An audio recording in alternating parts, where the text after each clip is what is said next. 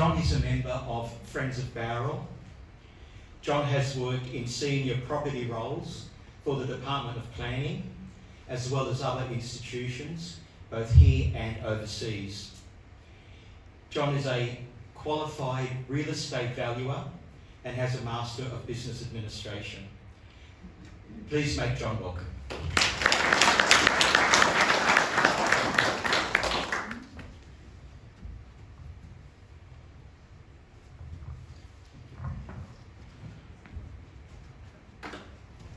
Wow, what a powerhouse we have for a local member or a member of Parliament. And from Friends of Barrel's perspective, a person that's been very supportive and helpful, and we are so lucky to have her. She's incredible.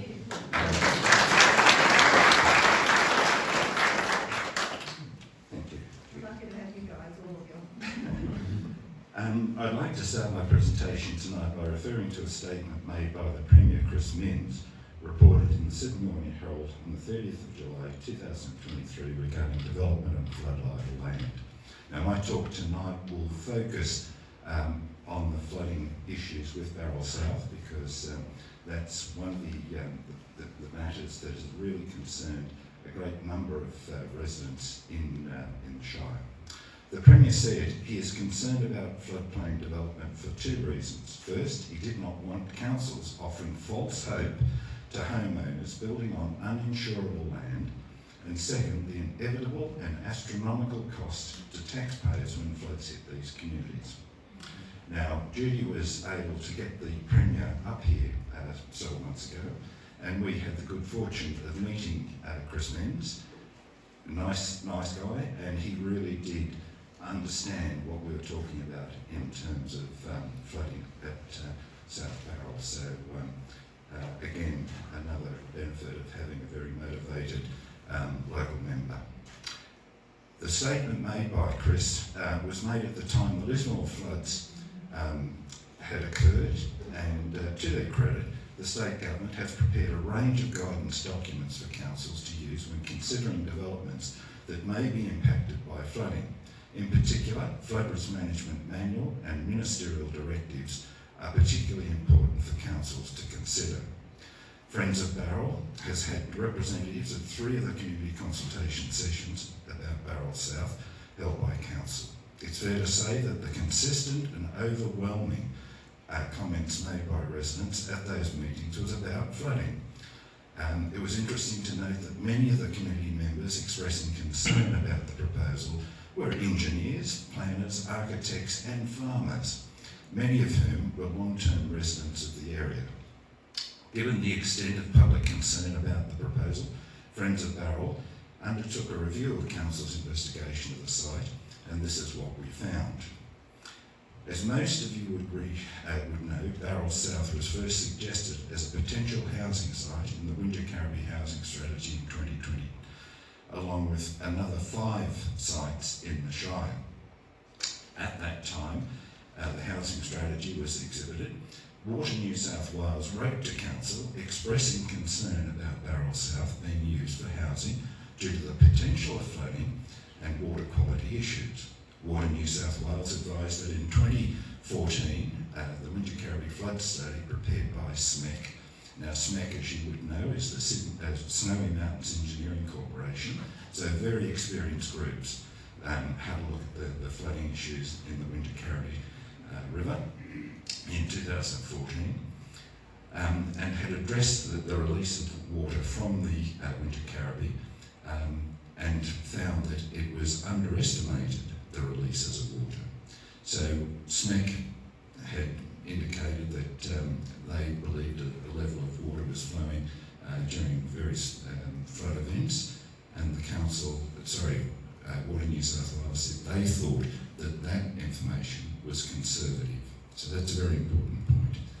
Water New South Wales then said the release of water from the dam is currently being reviewed, and it is anticipated that the flooding impacts would be worse. So there was a red flag on this proposal at the time the housing strategy was approved in 2020. In view of these comments, Council in 2021 engaged WMA Water to undertake a further flood study of the Wingecarry River. Upon publication of the WMA report, Water New South Wales again came out and provided the following further comments. They indicated that the report by WMA still underestimates the influence of water releases from the Wingecarry Dam, especially when a rain event, such as occurred in March 2022, is considered. Now, I don't remember if you folks could cast your minds back to that time, but I think we had 3 days of reasonably heavy rain, and it created quite a devastating impact on the farming properties and the Bowral South site at that time. The report also relies on previous flood studies, modelling and underestimates the impact on land downstream of the dam. So this is Water New South Wales, a government entity, saying to the council, look, the flood report that you've got from WMA has got some issues with it. In May 2024, the Department of Climate Change, Energy, Environment and Water, we just refer to it as the Department of Climate Change, wrote to Council and advised that flood planning needs to be based on a suitable risk assessment over the full range of floods up to the probable maximum flood, PMF, and that land use planning should be aligned with the principles of the Flood Risk Management Manual. Now that document is sort of like the Bible, and so every council throughout the state is required to be aware of it. They've got copies of it and basically comply with it. Notwithstanding this advice from the state government, council approved the exhibition of the current master plan. So we've got a council that had been told by the Department of Climate Change, Water New South Wales, look, there are some problems with this master plan that you've cobbled together, and in light of that information, the council took it on themselves to approve the release of that document for public exhibition. Now, I must clarify that at that time, the current council weren't in position. We had an administrator at that time, so it's not the current council's fault that that actually went out to public exhibition. In August 2024, the Department of Climate Change wrote again to council recommending that the master plan should be informed by a detailed understanding of flood behaviour through the preparation of a flood impact risk assessment. The department also requested council to demonstrate how the master plan is consistent with all elements of the planning circulars and ministerial directions. The letter also attached 4 pages of information to council on floodplain risk management, biodiversity, waterway health management. So the government are trying to lead the council along and give them as much information as they can about how to, consider flooding in this particular site. Council did comply with the government's requirements regarding the preparation of the flood impact risk assessment, which I'll call FIRA, for Bowral South, deciding to divide it into 2 parts, with part 1 approved by Council on the 15th of October 2025. I don't know why they split it, but that was their decision. This is where it gets interesting. It is noted that the Council meeting to accept the Part 1 report, Councillor Russell and Councillor Moylan requested approval to have the requirements of the Department of Climate Change included in the brief to the consultants for the next part of that flood impact risk assessment. Now this is pretty important because we've got a government, at that stage we've had 4 approaches from the state government to the council saying, look guys, there is a problem here, we're trying to help you, but you've got to do it in accordance with the documentation that the state government has produced. A very reasonable request. So we had 2 councillors that obviously had read the Local Government Act, because there is certain significant issues attaching to not complying with the flood impact risk assessment. The flood impact risk arrangement. So what they wanted to have which was a completely reasonable and sensible request, was to have the Department of Climate Change's requirements attached to the consultant brief, so that the consultants would be bound to comply with the government's requirements. Their request, the request by two councillors, Councillor Russell and Councillor Moylan, was voted down by the Mayor and 6 other councillors, which is really quite concerning, because what happens with consultants is, unless you actually make it very specific as to what you want from them, in a lot of instances you don't get what you pay for.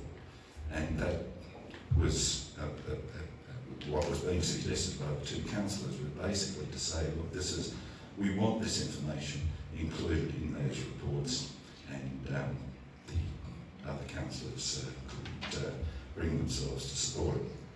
Okay, so where we are up to now. Completed flood impact risk assessment has been received by Council and will be considered by the Floodplain Risk Management Advisory Committee on the 3rd of August this year. I only received a copy of the report yesterday, and so it has not been possible to obtain a detailed analysis of the 210-page report from our very competent community to obtain a detailed analysis from our very competent community-based engineers, and we are very well supported by a number of engineers in the Shire who are very concerned about what is being proposed by our council. And normally, because in the Friends of Bowral group we have a range of expertise, we do not have engineers, so we go external to our group and get that information. But we certainly will have the engineers' advice and their opinion on the report prior to the matter going to full council.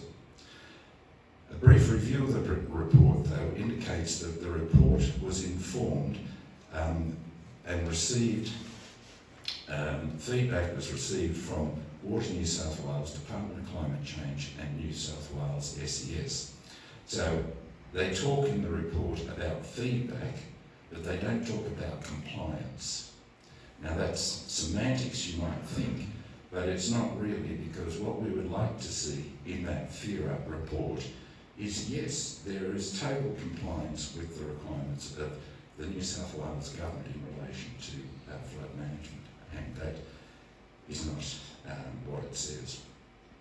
The report also advises that the findings are consistent with relevant guidelines and legislation, so that is a bit of a benefit. On the basis that 12 lots in the current master plan that has been on exhibition is removed, so they're cut out of the subdivision from the master plan, and 287 lots that are affected by the PMF modelling should also be either removed or made them less flood affected, and that's sort of code for saying we're going to fill the land. So that is basically what's being proposed in the FERA in terms of the impact on the lots as shown. So the yield was about 2,100 lots, and so they're saying, well, 12 of those lots we can't develop because of the impact on flooding, in fact from flooding. 287 of the lots, maybe we can fix those up by adding some fill. Now that in itself creates a huge problem for adjoining properties, and we can talk about that a little bit later. And that in itself needs a lot more fleshing out. Even though we've got 200 odd pages of the FERA, it's not well identified as to how this is all going to happen, and that's something that we really need to have a sit down with the council in this sort of environment, so that concerned residents can ask questions of the council. Whether we can get that before it goes to council, we'll see. Having said all that, there's a couple of non-engineering issues which are worthy of mention. Given the findings of this report and the previous concerns of Water New South Wales, the Department of Climate Change, it is essential that written confirmation be obtained from Water New South Wales, Department of Climate Change and Dam Safety New South Wales that the current document, the FIRA that we've just received, meets all of their requirements, and this confirmation must be included in the council report. It's not satisfactory to say, look, the document has regard to or is informed by. We want to know that all of those organisations within state government have looked at the FIRA and they say, yes, give it the tick, they're fully compliant. Without that, we, I think, have wasted $650,000, and that's the amount of money. To date, there is additional money coming, costs coming, from what I understand. The true cost to the Shire, there's been speculation that it could be close to $1 million. We haven't got details of those figures, but that wouldn't surprise me.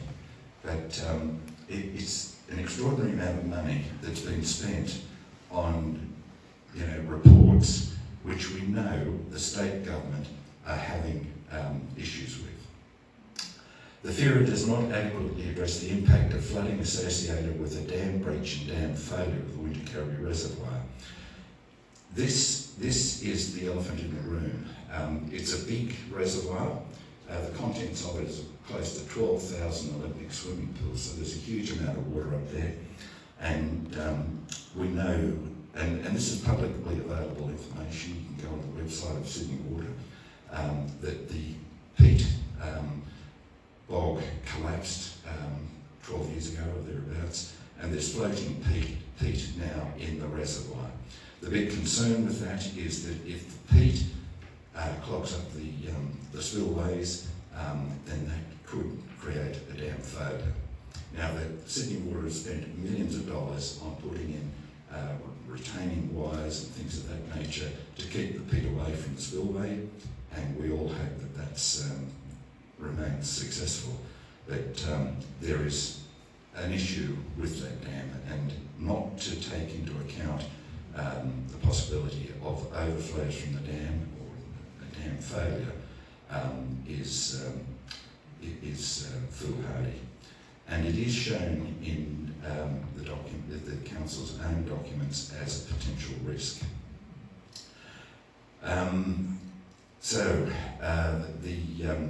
In addition, the council must obtain advice from the Insurance Council of Australia as to what proportion of the homes on the 1,800 lots that remain can be insured given the history of flooding in the area. We know for a fact, and there's people in this room that have had problems and about getting insurance coverage. Some people haven't got coverage because the premiums are so astronomically high, or the insurance companies are not willing to take on the risk. So it is a real issue. In addition to that, the council should also advise ratepayers if its general insurance premiums for council-owned assets will be affected by taking over ownership of roads, bridges, sewer pumping stations and other general structures from developers in the future, given the history of flooding. So the idea is that the developer will build some of this infrastructure. We know, or we believe we know that some of this infrastructure will in fact be paid for by us, the ratepayers. And so that is an ongoing problem, especially when we've got a huge rate increase coming down the pipe at us. And if you would like to go back through those documents, these historic budget documents, you'll see the cost that the council wants to spend on the upgrade of STPs, the sewage treatment plants. And I think Judy has captured the information in the detail she gave us that basically the council is saying the ratepayers are going to pay for it. We need to have that well and truly addressed. So, as you can see, there is still more questions than answers in the development of Bowral South. Thanks very much indeed.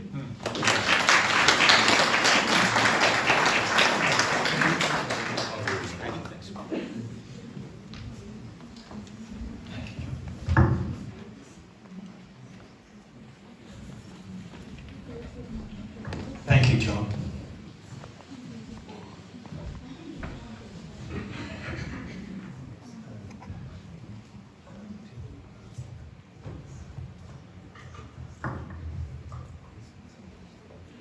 I'd like to introduce Mr. Pat.